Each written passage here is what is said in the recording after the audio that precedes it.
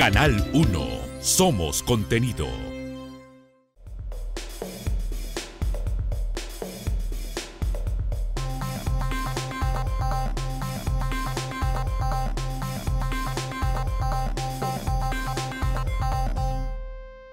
Bienvenidos a su programa Enfoque y Estrategia, un espacio donde podrá conocer las últimas tendencias del mundo de los negocios, así como temas de coyuntura política y empresarial. Hoy vamos a conversar acerca de un tema muy interesante que es la repercusión de la política en la economía peruana. Como todos sabemos, el Perú ha atravesado unas semanas muy complicadas en materia de política. Hemos tenido manifestaciones de jóvenes, así como personas que lamentablemente han fallecido, han resultado heridas en estas manifestaciones, pugnando por justicia en nuestro país. Lamentablemente no tenemos ni 5 años de gobierno y ya tenemos 4 presidentes y una nueva presidenta del Congreso. Entonces, sobre todos estos temas que han impactado en la economía, vamos a conversar con la profesora economista Ana Reategui. Ella es profesora de Sun Graduate School of Business, a quien le damos la más cordial bienvenida. Ok, profesora Reategui, vamos con la primera pregunta. ¿Qué acciones debería priorizar el actual gobierno en el plano económico para afrontar los 8 meses de administración que tiene? ¿Qué tal? Buenas tardes, un gusto conversar con ustedes. En primera, bueno, no son muchos meses, en realidad no es que se pueda hacer demasiadas cosas, pero sí consideramos urgente la reorganización de las cuentas fiscales. Está clarísimo que va a haber un déficit muy fuerte, por lo tanto, ordenar la casa es la prioridad para que el siguiente gobierno pueda encontrar cierta estabilidad económica, no digo recuperación porque es demasiado pronto, pero por lo menos las cuentas organizadas.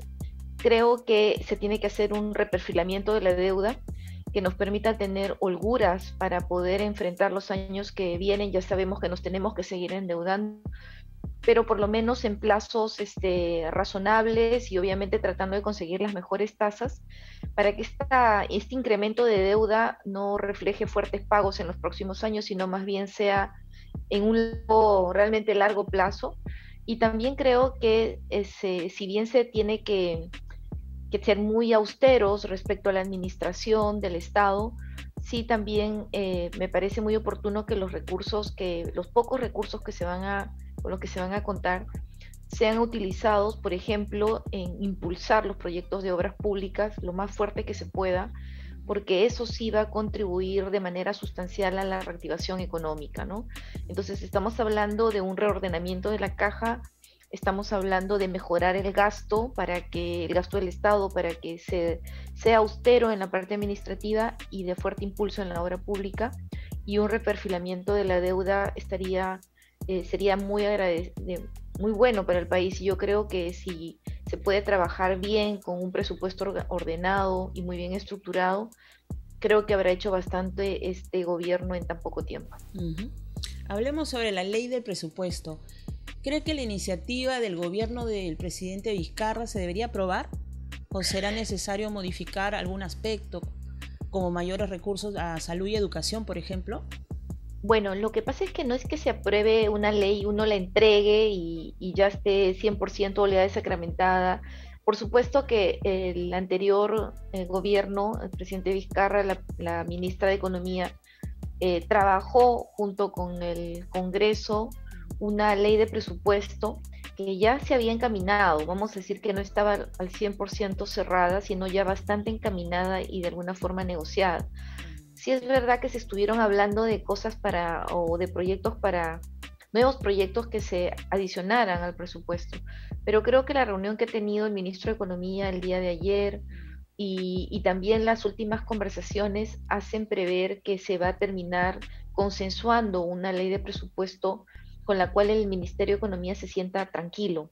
Esta es una muy buena noticia. Sí. Y respecto a el tema de salud y educación, entiendo que en la ley que se va a aprobar va a haber un incremento de más o menos el 13% en salud, fundamentalmente porque la pandemia es un tema que se tiene que seguir trabajando. Es parte, por supuesto, de los grandes pendientes.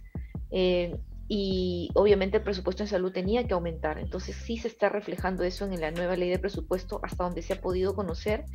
Y en el tema de educación, bueno, ya se está alcanzando cerca a 32.000 millones de soles en educación, y este es un sector en el que no es que está creciendo este año, sino que ha venido creciendo, yo diría, desde hace unos tal vez 8 o 9 años sostenidamente. Entonces, claro, de repente como tasa pareciera que no va a subir más de 4%, pero en monto ya está superando bastante el tema, su proporción dentro del presupuesto general. Y obviamente, más allá de la ley de presupuesto y lo que se le asigne, lo que esperaríamos y que les pedimos todos los peruanos al gobierno nacional, regional y municipal, en este caso el regional y el nacional de todas maneras, es que recibido el dinero sean capaces de ejecutarlo responsablemente, ¿no? No solamente, o sea, mejor dicho, el dinero muchas veces se queda en las cuentas de la nación porque no es utilizado. Entonces, esperamos que ya los gobiernos regionales mucho más tranquilos, con un COVID un poco más controlado, y el gobierno nacional con un ministerio de educación menos turbulento, pueda efectivamente ejecutar el presupuesto, ¿no? Hacer las obras. Hay tanto por hacer en esos sectores y en salud también. Entonces el problema nuevamente, como siempre se dice, pasa por un tema de falta de gestión, más que por falta de dinero, que en este año también va a haber falta de dinero, pero yo diría que el problema es más allá de la falta de dinero, es la falta de gestión. Exacto, coincido con usted totalmente. Y en ese sentido quisiéramos saber que, bueno, con la situación que tenemos, pandemia, y el empleo se retrajo sustancialmente en el interior del país. Entonces quisiéramos saber qué cree que debe hacer el Estado para promover el empleo, en todo caso, en las regiones, ¿no? Sería estupendo, claro, sería estupendo que, por ejemplo, ponga mucho impulso, como dije hace un momento, a la obra pública, bajo el esquema que fuera, ¿no? Bajo el esquema de una convencional obra pública, bajo un esquema de contratación gobierno a gobierno, bajo el esquema que fuera, pero que realmente lleve la parte del presupuesto público, tenga una parte sustancial en obras, y yo creo que en realidad no sería tan complejo hacerlo, porque podemos reconocer que el país este año ha estado paralizado. De repente paralizado es una palabra muy drástica, pero muy ralentizado en el tema de obras. Entonces, y obras aprobadas, obras con proyecto, o no es que son ideas, sino que son obras encaminadas que se han quedado suspendidas.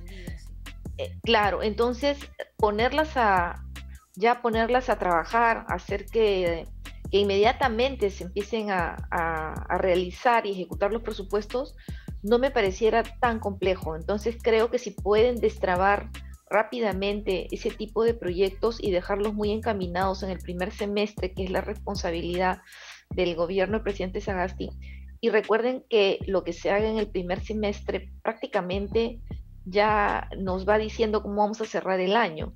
Entonces tienen una fuerte responsabilidad. Siempre se dice que enero, febrero y marzo, sobre todo enero y febrero, son meses poco muertos respecto a la administración pública. Yo creo que no nos podemos dar el lujo de que sea un año convencional, ¿no? El 2021. No, tiene que ser un año en que la gestión tiene que ser diferente, y de alguna forma gestionar o cambiar un poco las reglas de juego para que no estemos con esa idea de que enero y febrero no pasa nada, ¿no? Y a partir de marzo la actividad económica comienza. Creo que no podemos darnos esos lujos, y al contrario, desde este momento ya tenemos que estar pensando en eso, y creo que eso ayudaría muchísimo al empleo, daría confianza a los actores privados también, y generaría un efecto arrastre que creo que el Estado está en perfecta capacidad de hacerlo. Y justamente quisiera conversar con usted acerca de la informalidad. El nuevo ministro de Economía, ¿no?, se enfrenta a un 65% de trabajadores que no tienen AFP o ONP, trabajadores con menos dinero en el bolsillo. ¿Cómo hacer con este grupo de ciudadanos que buscan salir adelante en esta pandemia optando por la informalidad? Es una realidad la informalidad. es completamente una realidad y hemos convivido con ella décadas, ¿no? Y tanto en esta convivencia que lo vemos muy normal, y a veces termina siendo hasta una fortaleza porque la flexibilidad que tiene la mano de obra peruana es increíble, que no la tiene probablemente los países más desarrollados que están mucho más estructurados. Ujú. Aquí alguien pierde el empleo hoy día y mañana está haciendo algo, ¿no? Exacto. Muy emprendedores. Precisamente es muy emprendedora por necesidad, seguramente, pero está acostumbrada a no esperar que las cosas les vengan del cielo, Ujú. y esa, como se dice, ¿no? En la frase que se suele decir, y eso termina siendo una fortaleza en este caso, pero estructuralmente es un serio problema, Exacto. porque no le permite a las personas tener un horizonte de mediano plazo ni planificar su vida en el mediano y largo plazo, sino solamente en cómo pagar las cuentas de fin de mes. Ujú. Y eso te resta competitividad. Obviamente el Estado está intentando hacer normas que, por ejemplo, favorezcan la contratación de mano de obra, reducción de impuestos a través de la contratación de mano de obra, pero yo creo que la mejor forma en que se podría ayudar a generación del empleo es apoyando a las pymes. Claro. De repente continuar con un agresivo, eh, y pensar fuera de la caja, ¿no? Y continuar, yo diría, lo que se estableció en tiempos de pandemias, que son esquemas de garantías para las pymes, Ujú. continuarlo, Ya. no por obligación, como ha sido por el tema de la pandemia, sino por convencimiento de que realmente las pymes pueden absorber de forma rápida mucha de esta mano de obra que hoy día está suelta. No es que lo vamos a solucionar en un año, pero creo que las pymes tienen muchos problemas. Sí. Uno de los problemas es que nadie les presta dinero porque no tienen garantías, son altamente riesgosas, ¿no? Entonces yo creo que se puede estructurar esquemas especiales para ellas en las que el gobierno sea garante de alguna forma, Ujú. pero solo eso, garante, obviamente con garantías como se ha estado trabajando, y que de repente se pueda trabajar un esquema de 5 años para fortalecer el aparato productivo de las pequeñas y mediana empresa, y que pueda ser capaz de ir absorbiendo la mano de obra que ha quedado sin empleo formal, ¿no? Claro, porque muchas empresas pequeñas también son informales porque es tan complicado generar una Es empresa, muy formar complicado una empresa, generar, sí. mantenerla con los impuestos. Yo creo Entonces que también ahora meten... se está dejando de pasar una extraordinaria oportunidad, que es el COVID, Ujú. extraordinaria oportunidad para romper los paradigmas de la creación de empresas. Exacto. La burocracia en este país para hacer una empresa es desalentadora, Ujú. frustrante, Frustrante. cara. Y hoy día, por la pandemia, todo eso debió haber sido cortado de raíz. Ujú. Y se está dejando, y se está dejando. Entonces es una resistencia burocrática increíble.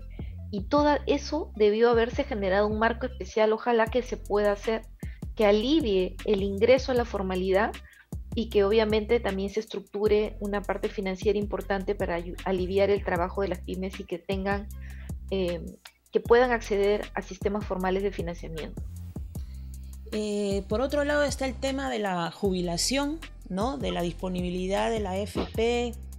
Y bueno, en ese sentido quería preguntarle, ¿considera que la jubilación de los peruanos podría estar en riesgo con medidas como esta? ¿No? Que Es usted que sabe la de la jubilación, libre sí, disponibilidad de la AFP hasta un 4UIT, y también la iniciativa del MEF de la ONP. Entonces, esto causa un riesgo, me parece. ¿Qué opina usted en esta coyuntura? es que poner en riesgo la jubilación de los peruanos Ujú.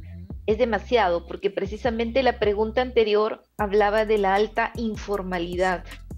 ¿no? Sí. Entonces, cuando uno se habla de los peruanos, no es exacto, porque estamos hablando de una parte, de la tercera parte, y tal vez poco menos, de las personas que tienen un empleo formal o que Exacto. tuvieron un empleo formal, Tuvieron, y claro, que antes de están la pandemia. aportando o han aportado al sistema de AFP. Por lo tanto, no se está, vamos a decir, poniendo en riesgo Ah, el sistema de los peruanos, porque los peruanos bueno, sí, trabajan por el día a día y es no verdad. tendrán una jubilación en buena medida. Es un Para porcentaje. aquellos, Claro. sí, es un porcentaje que es, vamos a decir, la tercera parte.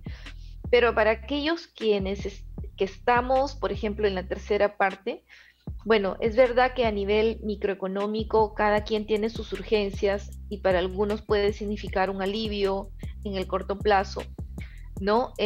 Si uno lo ve ya como un tema de país o de estabilidad macroeconómica, que es una de nuestras fortalezas, sí, efectivamente va golpeando poco a poco, ¿no? Piedra tras piedra, va golpeando, minando el sistema. Ojalá que se pudiera hacer algo que permita a estos peruanos que tienen fondos entrar un esquema sólido o que ya no se continúe dinamitando el sistema privado, ¿no? Porque se puede estar tomando en consideración a algunas personas, pero no a todas, nuevamente. Yo no puedo suponer que se quieran hacer, se tomen estas medidas por, vamos a decir, por generar un inconveniente, Claro, sino por querer ayudar, ¿no? claro, claro. Pero claro, yo creo que ahí el Congreso debe de poder hablar con el Ministerio de Economía y Finanzas, hablar con el Banco Central, y eso significa dialogar, concertar, en llegar a acuerdos, ¿no? En los que obviamente se trate de ayudar a algunas personas tratando de generar el menor daño posible a la parte macroeconómica y a las estructuras. Recuerden que las AFPs invierten en buena medida en proyectos de mediano a largo plazo Sí. y de pronto vamos a tener menos recursos para inversiones de mediano a largo plazo. Eso también es claro. El siguiente quinquenio, soy una convencida de que va a ser un quinquenio muy favorable en el mundo. Una vez que el COVID se supere, imagínate países como Alemania, Francia, Italia, España, Estados Unidos, Canadá. Imagínate si no van a poner toda la carne en el asador para levantar sus economías. Sí, es verdad. Claro que lo van a hacer. Sí. Ujú. Van a demandar muchas de las cosas que nosotros vendemos. Va a ser un año, van a ser años que nuestro comercio internacional va a ir seguramente muy bien. Entonces, esa parte favorable del planeta seguramente también favorecerá las inversiones que las AFPs hacen en muchos de los activos que nosotros tenemos en el portafolio. Y ojalá que los que continuaremos o continuemos o no en las AFPs nos veamos favorecidos en el incremento de nuestros fondos por esta situación favorable que se esperaría en los años siguientes y que seguramente muchos no lo podrán ver porque están retirando por necesidades personales sus fondos. Quienes no los necesiten no debieran de tocarlos, ¿no? Porque los años que vienen van a ser años interesantes respecto a los crecimientos globales y cuando eso sucede, pues en general todos ganamos un poco. Claro. Y sobre la inversión pública, ¿qué debe ser el MEF para impulsar la inversión pública? Decía yo hace un momento, por ejemplo, basta con agarrar los proyectos que han quedado paralizados Ya, y empezar nuevamente a hacer una cartera de urgencia o de emergencia. de emergencia, ¿no? De emergencia, identificar claramente aquello que se pueda hacer rápidamente. De repente no tienen que ser obras grandes, Claro. ¿no?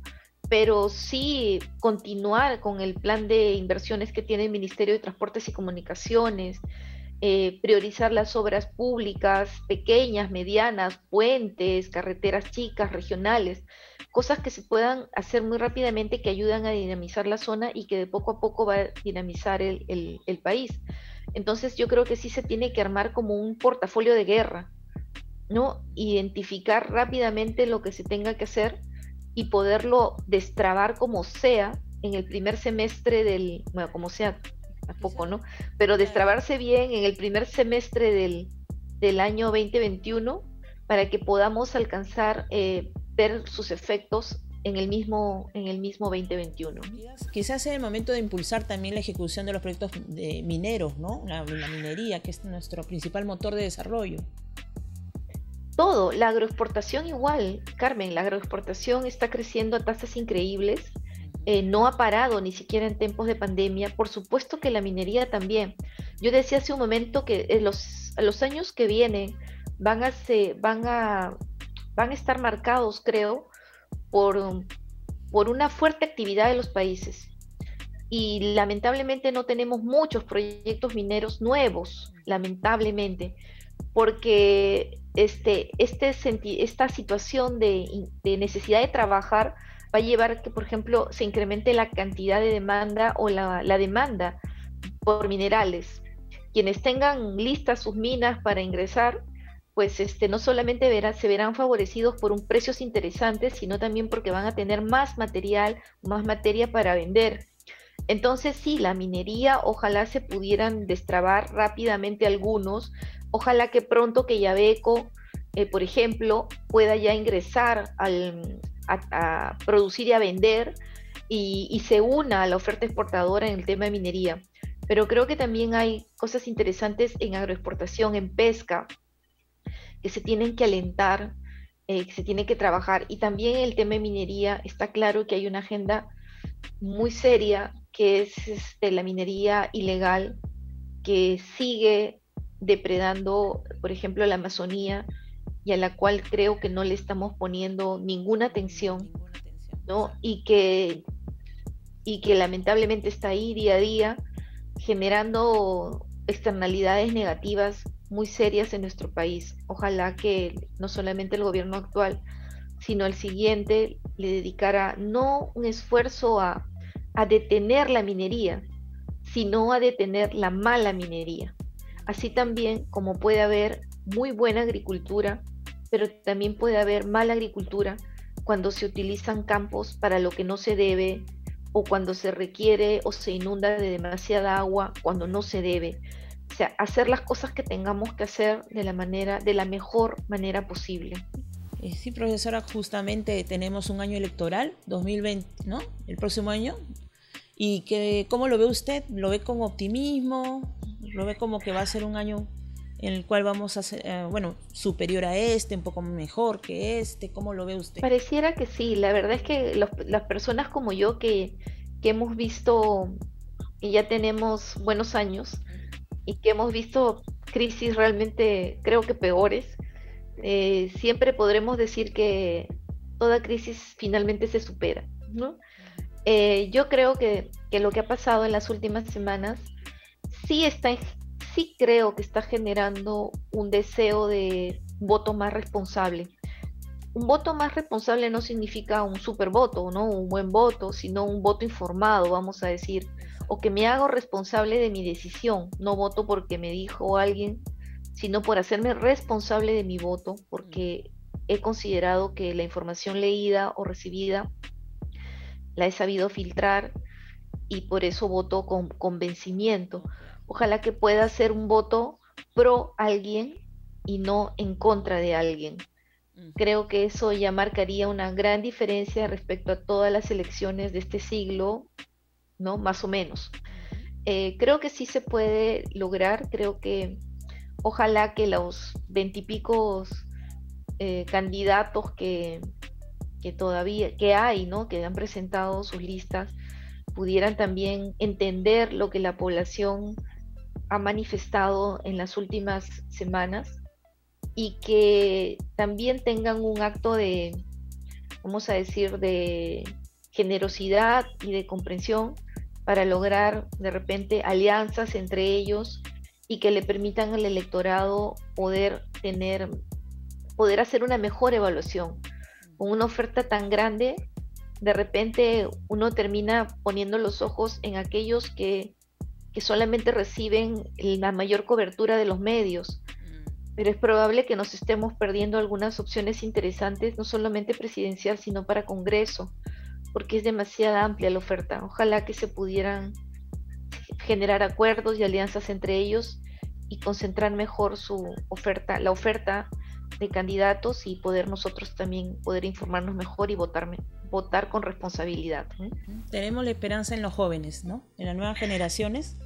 Yo creo que las nuevas generaciones, como las antiguas, creo que todos tenemos un proceso de aprendizaje, ¿no? Todos somos peruanos y todos tenemos que tener responsabilidad y cada generación tiene su momento, efectivamente, ¿no? La de los 80, que tuvo la resistencia frente al terrorismo, frente a la hiperinflación.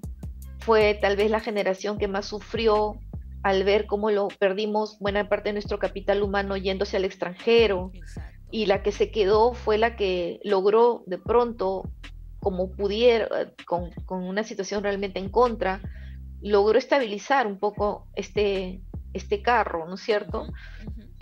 Los 20 han sido años interesantes de crecimiento, pero obviamente hay que seguir trabajando para lograr menos inequidad. Yo creo que lo que le toca a los jóvenes hoy día es pensar que su trabajo como peruanos es lograr reducir la inequidad en el Perú.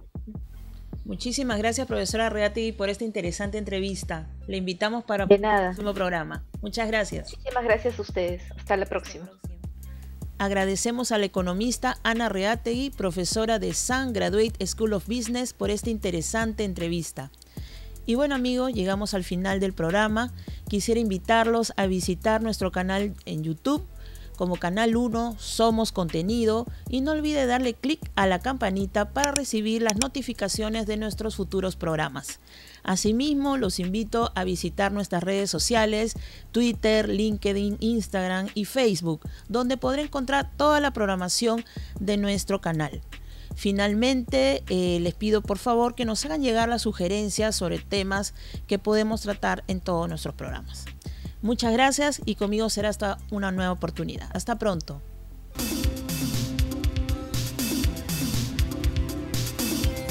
Canal 1.